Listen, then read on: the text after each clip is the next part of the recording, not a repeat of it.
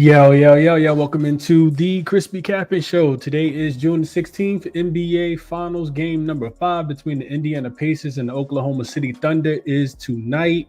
And your boy felt a little bit of time to do an evening show. It's been a while since I feel like we've saw the Finals. Game 4 felt like it was like 2 weeks ago, man. Maybe it's just me. But yeah, it's been a while, it feels like. And then we got game number 5 tonight. Quick recap of game number 4. I placed 2 bets. They were both on OKC to throw the first punch. OKC got the first punch thrown on them. They gave up 20 points in the first 5 minutes of the game. OKC gave up 60 in the first half. They did not cover the first quarter. They did not cover the first half.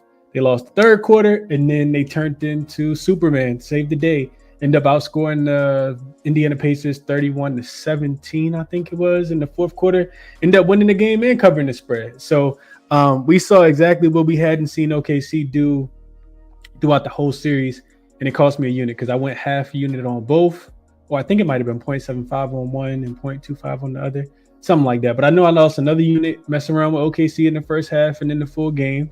After losing the game the way that they did in game number 3. Thought they would bounce back early, and they did not. Hopefully you guys made some money. Let's jump into game number 4 though. And before game number 5, let's go through the comments real quick, as we always do, and then we'll jump into the game. I do want to play this game. There's a couple different ways I want to play it, but I want to talk it out too because I have not made a bet yet. Nally says she's going Thunder -9.5, SGA over 46.5 points, rebounds, and assists at +205. So she's putting them together. Put it with SGA. Okay. I think SGA has a big game. Gina says, good evening, Chris and chat. Played a little same game parlay. She likes Nembhard to get 10 points and Nembhard under 7.5 rebounds and assists at +225. He's been under in 2 of the 4 games this series. Okay. Some interesting looks here. What's up, Mitchell? Hope all is well. It says to over 0.7.5 been nothing but TJ McConnell over 7.5 points. Okay. Has been nothing but money. The little TJ love. Okay. What's up, Chabby Funk? Appreciate you for tapping in. Helping Hands, my boy. Appreciate you for tapping in. What's up, Mark? Helping Hands says, look at God. I just was putting my parlay together. Sir Kev says +9.5 is too many points, right? We're gonna talk about it. What up, Derek? Says Thunder -9.5 and the over and going over. So a lot of opinions here. That's Derek. Daryl says good afternoon, Chris and Chaz. Let's break some bread. Let's do just that. What up, Malik? Hope all is well. Mark says he lost that first quarter, but I bet the under 238. Also pregame under 228.5.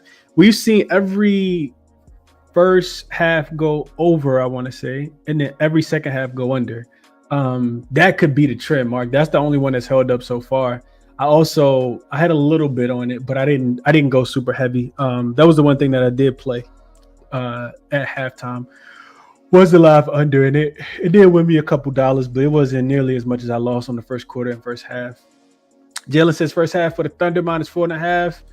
Fear Lee says yo, this guy here from VA went to OKC for game 2 and got Shay to sign my jersey and Dort to sign my hat. So I'm rooting for OKC, man. Screw OKC. Like, nah. That's what's up, Fear Lead. I'm glad you made it back, man. Made it back to VA safely, man. DJ says he likes Chet to get 2 blocks. SGA 2 steals. Isaiah Hardenstein 1 steal for +600. Think there's gonna be some defense played in this one. Couldn't talk you off of that. Yeah, very, very rare evening show. My son just got me. I said this the other day. My son just got me all discombobulated with his summer schedule, man. I'm in like practice in the morning, camp in the evening. I'm at the library. Like I'm in Walmart. Like he just got me running all over the place, man. This is absolutely kind of crazy, honestly. I've turned into a butler. But neither here nor there, man. Neither here nor there. What's up, Prince? Appreciate you for tapping in as well. Let's jump into it for today. So first up, we'll start with jaXon, your AI sports betting, handicapping, homie tool, assistant, whatever you want to call it. I'm interested to know what jaXon thought about the total, going back to what Mark was saying in the chat. So the prompt was thoughts on the total for tonight's NBA game. And jaXon says that total set at 224.5 in most sports books. Here's a detailed breakdown of the total and whether the overall under presents value. So it starts with some historical trends that favor the under. It says teams seeded 4 or worse in the NBA Finals have gone 18-4 to the under. That's 81.4%, 81.8% since 2018. These teams average just 104.1 points per game, significantly below league scoring averages. So I want to pause for a second because these are some of the highest totals that we've seen in the NBA Finals. I think like in the history of the Finals. A lot of the times, by the time the finals comes, you get slow-paced teams that are really elite defensively. The Pacers play with so much pace, and the Thunder also play faster than the Pacers. So I think that's why we see some of these totals start to go a little bit higher. So you got to take that into consideration when you start looking into these historical trends, but I'll continue. The under is on a 27-12-1 run, 69.2% in the last 40 NBA Finals games, including 11-1, 91.7% in the last 12 NBA Finals matchups. That might be something that I don't necessarily want to bet against, though. Next up, defensive strengths. The Thunder boast the league's best defense, allowing just 107.2 points per 100 possessions in the postseason. They also rank second defensive effective field goal percentage. In Game 4, OKC held Indiana to 42.5% shooting from the field, just 30.6% from the three-point line. The Thunder themselves shot only 47.4% and hit just 3 of 16 three-pointers from behind the arc. Then you got pace and fatigue. Both teams are showing signs of fatigue. As highlighted in recent news, Shai Gilgeous-Alexander and other key players have admitted to feeling the toll of a long playoffs run, which this is true. I did listen to SGA say that. It says this could lead to slower pace and lower scoring. The Pacers have relied heavily on the defense to stay competitive, as seen in Game 4, where they limited the Thunder's three-point shooting and forced tough shots. Projected total. Multiple models and systems project the total to fall below the line. For example, one AI model predicts a final score of 115 to 107, totaling 222 points, which supports the under.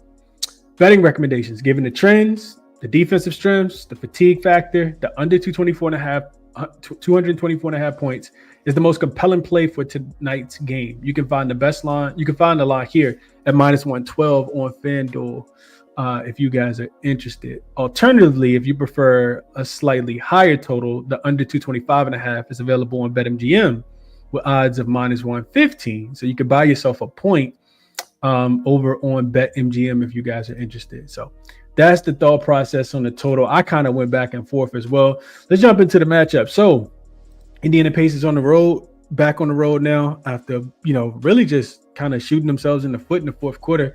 I got some notes I want to share with you guys from Game 4. So we'll skip through, right? I'm just keeping all these here from my own eyes to be able to see. But you guys can see them as well. It's Game 1, Game 2, Game 3, Game 4. So Game 4, Thunder really, really struggled to shoot the basketball. Again, 3 for 16 from the field, from the three-point line, only 18% from the three-point line. But they won the game with their defenses, which is what I thought that they would do from the beginning. And they did not, of course. They really, really struggled to get stops. The Pacers scored 35 points in the first quarter, 25 in the second. They finished with 60 points at halftime, and they were lighting them up. They had hit 7 of the 19 threes already for 37%. OKC was still only down by 3 at halftime. Then the fourth quarter started, right? Indiana shot 0 for 8 from the three-point line in the fourth quarter, and they were severely out-rebounded. They were out-rebounded 4-12. Including 4-1 on the offensive glass, or 1-4 on the offensive glass. They grabbed 1, OKC grabbed 4. So a lot of different, I feel a lot of different ways about the game, man. Let's just keep going. So I got some trends here also, just so you guys can see them. OKC, you can see some of the numbers here. 5-2 straight up, 4-3 against the spread at the crib this season, coming off a win. 5-2 to the under, so they have been playing under games if they're coming off a win at home. OKC 0-8 ATS and road games in the playoffs. This should not be here anymore because they're not on the road. So let's get rid of that real quick. All right. OKC also 3-0 straight up, but 0-3 against the spread in the playoffs in Game 4s. This is also shouldn't be there. I forgot to take that out. My apologies. But these Pacer trends, I think, are right? So 2-1 straight up, 1-2 against the number in Game 5s in the postseason. 2-1 to the under as well. I think OKC is also 2-1 to the under in Game 5s. Indiana, impressive, 5-0 straight up and against the spread after a loss this postseason. and 4-1 to the over coming off a loss as well. So there are some things that kind of back the Indiana Pacers here. You look at the situational trends. Historically, game 5s of the NBA Finals typically go to the home team, 13-7 straight up, 10-10 against the spread. Home favorites in game 5 if the series is tied 2-2, 90-28 straight up, 63-55 against the numbers, covering about 53% of the time. And if it's a finals, I'm trying to make sure. I thought I heard something. If it's a finals game 4, which this shouldn't be here either. I forgot to update this. But that my point is with all of these different situational spots is that all of the strong trends that I saw were slighted towards the under, which I kind of do like the under. The total, went up to 225.5. You can still get that 225.5, but I think it's going to be a little bit more of an under series. I think even though I expect OKC to shoot the ball a little bit better than 18% from the 3-point line at home, we've just seen it too many times, in my opinion, for me to want to get there on the over. So I contemplated a couple different things, right? The first one was I kind of like Indy team total under. The number's 107.5. With OKC giving up 60 first half points, what they were able to do defensively in the second half, holding Indiana to just 44 points. They had a 17-point quarter and then a 24-point quarter, I think it was, 27 and a 17-point quarter. They scored 27 points in the third, 17 points in the fourth. It's hard for me to see them getting to 108 points in this game. I think if they can struggle to score like that at the crib, they can definitely struggle to score at home. Now, OKC's offense also, I'm not just going to pencil in them for a whole bunch of points either. I do think that they could struggle to hit their team total. They've only hit the over their team total in this series one time. So I think their team total is a little too high as well. That does lead me to an under 225.5. I think is the best play on the board.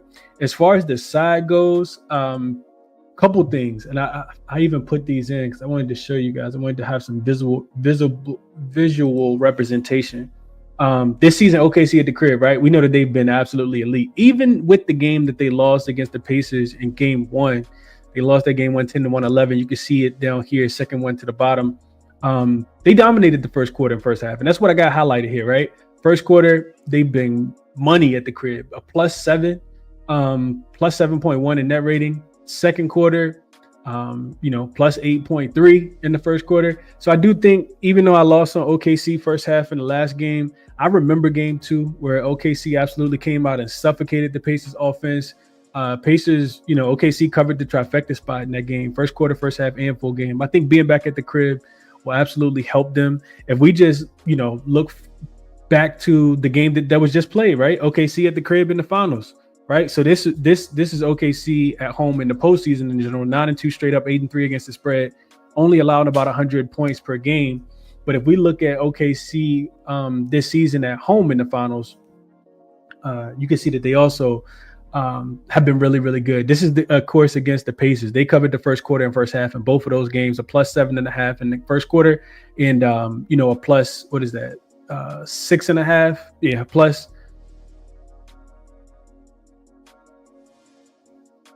7.5. My fault. Yeah, plus 7.5 in the first half as well. Do I really want to lay points with this many points with the Thunder for the full game? I really don't. So I think I want Pacers first half, and I want Indiana second half for the full game, and I think I'll take the Thunder early. I do think that they can win the game. I'm not laying 9.5 with the Thunder though. Not with a Pacers team that I know is going to still be super scrappy. A Pacers team that's 5-0 against the spread, coming off a loss this season in the playoffs. I couldn't quite get there, man. I could not quite get there. This series has been absolutely bananas. A lot of things going, just you can't really read them. Every game is unique to its own individual self, and that was what Mark Daigneault said after the game. So I want OKC early. First half, I think the best number you could get right now is 6. And then full game for the Pacers, you can get a 9.5. Those are the ways that I want to play. I also think that it is an under game. Under 224.5, Pacers team total under is the two things that I have circled. As far as player props go, and then I'll go through the comments real quick. Let's just go over. There's one that I'm looking at. And I actually got this in the best slip. I just didn't play it yet because I ran out of time before I started the show. But there is one that I want to bet, and that is, let's see. I want to bet on Tyrese Halliburton. I think that OKC's defense is absolutely going to be turned in this spot. I do think that he struggles to get to his assist prop in this game. I like Tyrese Halliburton under his 8.5 assists. You can see that he has struggled recently to get to 9 assists, doing it only one time against the Thunder. You can see he's 3-1 to the under in the series. He did get to 11, but this was game number 3, of course. They made the defensive adjustments. I think that they'll continue to stay in front of him in this one as well. I just think that they limit him as a playmaker and make him more of a shot, like try to shoot the ball a little bit more than getting other people involved. If we also just filter this to road games, you can see that, he got there twice against the Knicks in that series, on the road at the Garden. But in the road games in general, in the playoffs, I mean, you can see 3 straight unders. He hasn't gotten this number in OKC yet this season. With it being set at 8.5, it is a little juice attached, right? It's like minus 140 on Bet365. It's minus 135 on DraftKings if people are interested in tailing it. I do think that Tyrese Halliburton stays under. I put in my notes he's under in 3 straight games, and 3 straight road games he stayed under, which you can see here. Just 15, 13, and 10 assists in those games. He's only gotten 9 assists or more in one of the 4 games he's played against OKC so far, which we can see that if we just go back here. And then during the regular season, Holly played 30 games where he had 15 potential assists or less. In those games, he only hit the over in 7 games. 7 out of 30 games he went over. And since round 2 started versus Cleveland, he's only gotten 8 assists or more once. And that was one of these games if he had 15 potential assists or less. I do think that he's going to have 15 potential assists or less in this game. I like Tyrese Halliburton under his 8.5 assists. I will be betting that, and that will be an official play for me in this game. Let's go back to the comments real quick and see what you guys are thinking, and we'll jump into a quick recap. Trying to figure out, as I do this, when I'm going to do WNBA as well, because I do got soccer camp tomorrow morning as well. So, and I don't want to stay up late tonight to do it. So it's 6 games in the W for tomorrow too, and I made it through a couple of them. Handicapping, already made 1 bet. Hopefully I can find a couple more things that I like before the numbers start to move too much. But that's neither here nor there. Let's go back to the game and see what you guys are thinking here.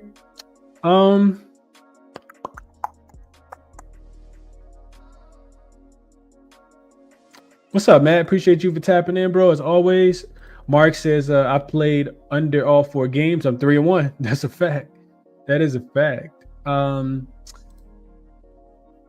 Easton says, Chris, what do you think about targeting Nesmith points under? Seemed he was a liability on defense in the 4th quarter, and they might swap him out for a different defender. Yeah, but if he's knocking down those threes, that's the thing that scares me. We know Nesmith can get hot from that 3-point line, man. We've seen it a couple different games. And the rotational players for the Indiana Pacers, in my opinion, are the most volatile players because Rick Carlisle is someone that has a very deep bench outside of Jarris Walker, who won't touch the floor because he's on crutches. In this game, like they can just throw so many different bodies and, play so many guys, however many minutes they, he feels that they need in that time frame. So Aaron Nesmith could absolutely run it up in this game. If he continues to get those looks, in my opinion. So he scares me, man. But if you like his points under, don't let me talk you off. I just know that he can get high from the 3-point line. I know that the Thunder defensively, if they have a liability, it is that corner 3. That's the worst possible defensive shot zone. And that's why they end up winning the game and covering, because the Pacers shot 0 for 8 in the 4th quarter in game number 4. So they make a couple threes in the 4th quarter, even make 1 or 2. They probably end up covering the game. I don't know if they would have won it, but it would have been a much different game if they were able to knock down some threes in the 4th quarter. So that scares me. But don't let me talk you off, man. You got to play whatever it is that you like in this one. What's up, Tyler? Appreciate you for tapping in. He says, let's have a night. Bill A says, what's up, Chris? Just wondering, did you get to go to that Mystics game? I did not. I didn't go to the Mystics game. I was at the crib yesterday for Father's Day. I'm going to get to a Mystics game or 2. I just didn't go to that one. But I would have loved that Mystics game because I had I had Atlanta yesterday, and I needed Atlanta yesterday, and they didn't even make me they didn't even make me sweat that one yesterday. Shout out to Alicia Clark, man. Shout out to Alicia Clark. Not Alicia Clark. What's her name? Why am I blanking on her name? I can see her face, the light-skinned girl with the braids. It's not Alicia Clark though. It's dang, it'll come to me in a second.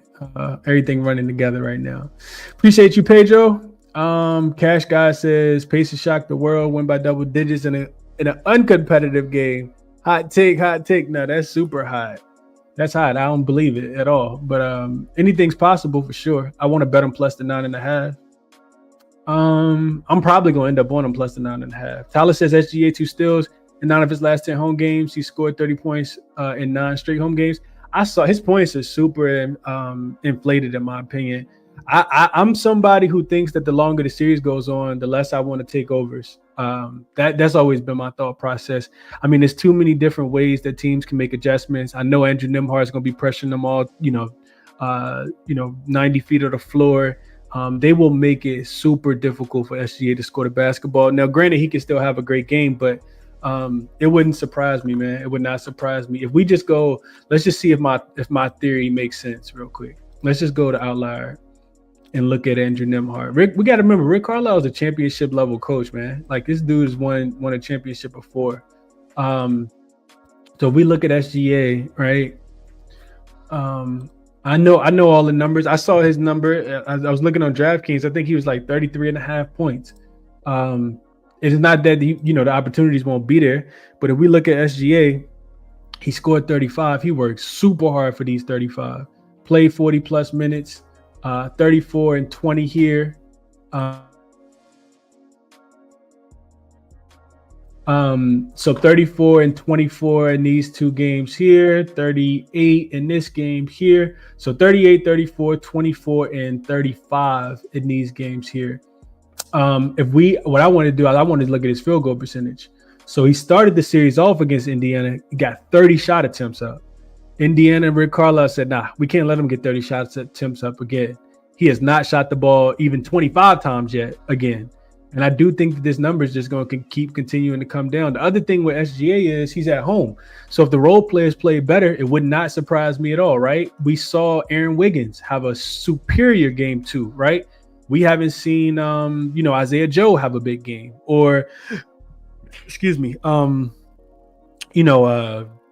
any of those games, any of those guys, I think the double bigs could, potentially have bigger games. Like, I don't know, man. I'm always leery of guys who,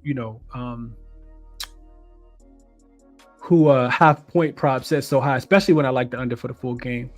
Field goal percentages haven't been bad though. 47, 52, 45, 50. Now you do wonder how many free throws he's going to attempt, right? He got 8 in his first game, 12, 6, and 10. We know he's an excellent free throw shooter, 88% in all these games here. He only missed once in all. He's missed twice this whole series. Well, 3 times this whole series, it looks like.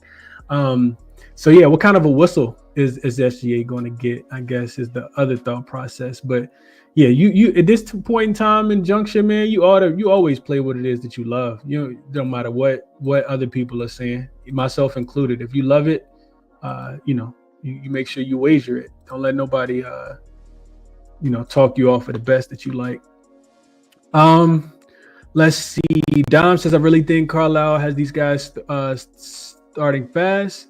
I know OKC is a monster at home, especially early, but I think the Pacers will be pissed that they blew game 4, which is why I like them full game. I don't know about first half. I agree with this comment from Dom. I just also heard SGA and Dagenhall talk about, treating game 4 as if they lost, because essentially they weren't supposed to win that game. They, a lot of things did not go their way. A lot of things. What up, G421 says he likes Pacers plus 9.5. Me too. LJ says OKC first half. I like it. I like both of these, and they already listed on my recap. Helper Hand says Isaiah Hartenstein under 6.5 points.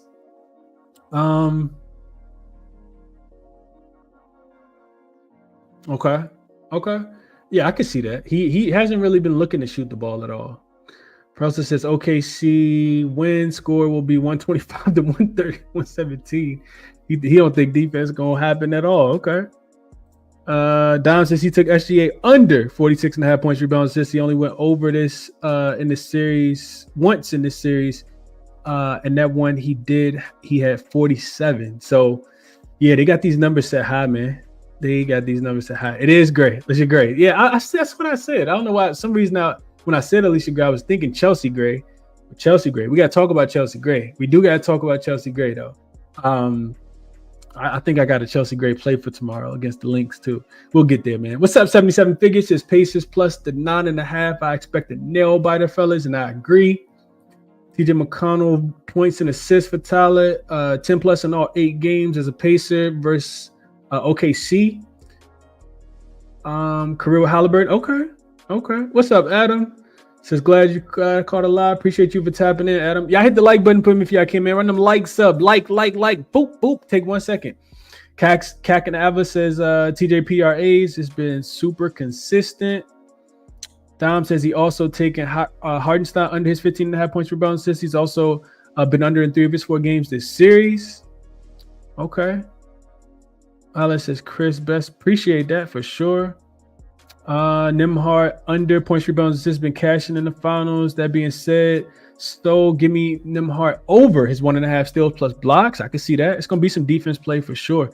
I was waiting for somebody to mention Siakam name, man. He didn't score in the 4th quarter. I think Siakam comes out super aggressive in the 1st quarter because he was playing so well. I think he, they force feed Siakam. And I heard Rick Carlisle say, if he doesn't shoot the ball, we need him to touch the ball a lot more frequently. They need Siakam in order to be effective because he's one of the biggest mismatches that they have on the floor. So I could not talk you off of this, Adam. I think Siakam has a big 1st quarter for sure. Appreciate you, PNF. Says, man, haven't caught a live in a minute. Good to be back, Chris. He says, I'm locked in. OKC moneyline full game over. Okay, so you like over. No Boss says, I like Pacers today. Win or lose. I do too, No Boss. I'm probably going to bet it. I have not bet it yet, though. What up, Bet at Your Own Risk says, what's good, Chris and Chet? I went 1-1 from game 4. Better than me. He says, I've got Chet over 4.5 1st quarter points. I'm fading Halliburton points, rebounds, and assists at 30.5. He's averaging 27 points, rebounds, assists against the Thunder. I just like the assists under. I did see Devers got traded. That was kind of crazy. Even though, I don't cap in MLB during the season. Well, at least right now I'm not. But I still watch it every now and then. What up, Meech? Appreciate you for tapping in. Tyler says off topic, but how you think about Orlando does Bane and Memphis? How you think Orlando does with Bane and Memphis without him? I don't know, man. I think we got to keep looking. To see what happens with Memphis. From what I heard recently, it sounds like Memphis is trying to keep. They want to build around Ja Morant and Jaren Jackson Jr. So they don't want to let those guys go. I was surprised to see Bane go, but from Sham's tweet, it sounds like Orlando wants to push all their chips in the middle of the table right now and try to win now. And honestly, I do think and they're gonna get criticized for this heavily. They gave up a lot to get Desmond Bane. I mean, 4 first-round picks, but Desmond Bane, the guy that's like this tall, man. But you need offense, right? Because when you think about it, 2 years ago, this Orlando team took Cleveland to a game 7. And in that game 7, they scored like 69 points, 70 points, just could not score the basketball. So what do? Last year, they go out, they sign KCP, they give him the bag, a veteran on a young team, has a championship, got championship experience, 3-point, shooter that can stretch the floor. Man, I don't know what they got in Orlando, the water in Orlando. And I know it's some Orlando, people who watch the show, some people in Florida. Shout out to y'all. Appreciate y'all for tapping in. I don't know what they got in the water down there, but whatever they got in the water in Orlando, the shots do not start to fall. I mean, I don't think KCP shot the ball that poorly. And I don't even look at the numbers, but I know he shot the ball very poorly throughout the regular season last year. And that was not what Orlando signed up for. So it was easy for them to ship him off. Now you add Desmond Bane, which, gives them a lot more offensive threat. we'll see how well it works. But Desmond Bane gonna get a lot of wide open looks playing off Paolo and playing off Franz, in my opinion. And then you bring Mo back too, because remember Mo got hurt early. I think this is the other thing I think with Orlando. Here's the last point I'll make, because I know I'm just going off on something totally different. But here's the last point I'll make, because I'm thinking about it. I'm like, well, when you think about the East, I'm hearing that Jaylen Brown and Derek White could potentially be gone from Boston. So how wide open right now is the Eastern Conference? Like, yeah, the Knicks, we expect them to be back next year, right?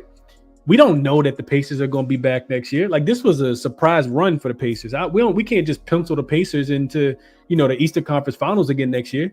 So Boston's going to start out pretty slow, in my opinion. Porzingis going to have to stay healthy for the Celtics to be good. And, Jason Tatum's not going to be starting the season because of that that Achilles. He popped his Achilles. So I think Orlando's like, bro, we got to go. We got to go right now. Like, we're young. We got all these players under contract. Like, let's push all our chips into the middle of the table. And it feels like that's what they did. We'll see if they end up making more moves as well. But, hopefully Jalen Suggs comes back. Orlando's gonna be pretty good. They will be pretty good if they can stay healthy. Because remember, they had lost like 4 or 5 players at one point earlier this season before the All-Star break, when Paolo was out and Franz was out. And remember, they were scoring like 69 points a game this season. They were getting smoked. So that's my thought process on that. Tyler, I know I kind of went off on a tangent. Leroy says Pacers money line. They haven't lost back-to-back since March. I did mention that, and that's why I like them plus the 9.5. Feel like they're being slightly disrespected here. G421 says, yo, Chris, where you think KD end up going? I'll be honest with you, man. I love KD. KD, I grew up watching KD from Texas to OKC to Brooklyn to, all the different places that he's been on. I think KD should retire, man. Like, I'm tired of KD. That's probably a strong take too. I'm tired of seeing KD on all these teams not winning anything, man. Like, he picky. He wants somebody to extend him, and I love KD. I think he's a top 5 scorer, of all time. I'm tired of KD, man. I don't want to see KD play basketball no more. Honestly, like, it's not enjoyable for me, man. Like, I want to remember the KD before he started to get swept by Tatum in the playoffs. Like, that's what I think about when I think about KD. I don't know where KD going, man. I honestly don't care either. I don't know what you 421. I don't know, bro. 4 picks for Bane, and we got 1 for Luka. I love it, Tyler. Thank y'all. Appreciate y'all for Luka. Even though we got to get Luka in shape and doing some defensive slides, man. Me says biggest prop is Obi under. Thinking Obi goes under 16.5 points plus rebounds today. Okay. Okay. John says Pacers plus 9 is the right side, but too much public money on it. Is it too much public money on it, John? I didn't even look at the public money. I never look at public money. I care less about public money. I never care about public money, but I think it's the right side for sure. I don't know how much public money on it though. Something I said Malik agree with. I don't know what that was, but I think I want the plus 9, man. I want the plus 9.5. OKC hasn't shown me that they can put this team away outside of game 2. Pacers should have won game 4, if we're being honest. Like, they had every chance to. Now they can win by 10. I can't quite get there, man, with OKC. I cannot quite get there. So what I like, and I haven't betted yet, the Halliburton one I will be betting for sure. The other ones will probably be smaller sprinkles. OKC first half, I think they come out, have a dominant first half, specifically being back at the crib, ruckus crowd. They've won both first halves pretty easily. And then you never count the Pacers out, man. You never count the Pacers out. For their offense to only score 17 points in the fourth quarter and get dominated the way that they did on their home floor, 31-17. I just don't think that they're going to lay down at all. So 9.5 is too many points in my opinion. OKC first half, Indiana full game. Tyrese Halliburton under 8.5 assists. And then I didn't look into the TJ McConnell looks, but it sounds like everybody else has already capped the TJ McConnell looks and, like TJ McConnell over. So I didn't look into that, but that sounds like a solid, prop option as well. So link in the description, of course, if you guys want the looks. Also, the link for the resources are all in the description as well. Told you guys jaXon likes under. I like under. I didn't put under here, but I do like under as well. Not sure if I'll play it before the game or if I'll play it during halftime if we get a higher total, because the first halves have all typically gone over, and then you get a much better number and you play under because teams kind of just run out of gas. But I think so. Resources are here. I think what I'm gonna do is I'm gonna go grab dinner real quick. I'm gonna finish the WNBA show. I'm gonna finish the WNBA cap for tomorrow, and then I'm gonna do the WNBA show before the NBA game tonight. So before game 5, I'm probably gonna do another show. I'm just thinking out loud. Hadn't really put too much thought into it. That way the show will be done. And if you guys, have time to come back and watch it again, you can. I'll do it live, of course. But if you don't, then, you'll have it tomorrow when you wake up. So you can kind of think through and get to some of the earlier lines if possible before they start to move too much in the WNBA, especially as some of these injury reports for tomorrow start to come out. So that's my thought process, man. I do appreciate everybody for tuning in as always. Do me a favor, hit the like button for me. Subscribe to the channel if you guys are new. Drop the show link in the group chat, man. Appreciate everybody for tapping in. Best of luck on your action. Enjoy your Monday night. Enjoy game 5. And I will catch you guys probably very soon. I'm out.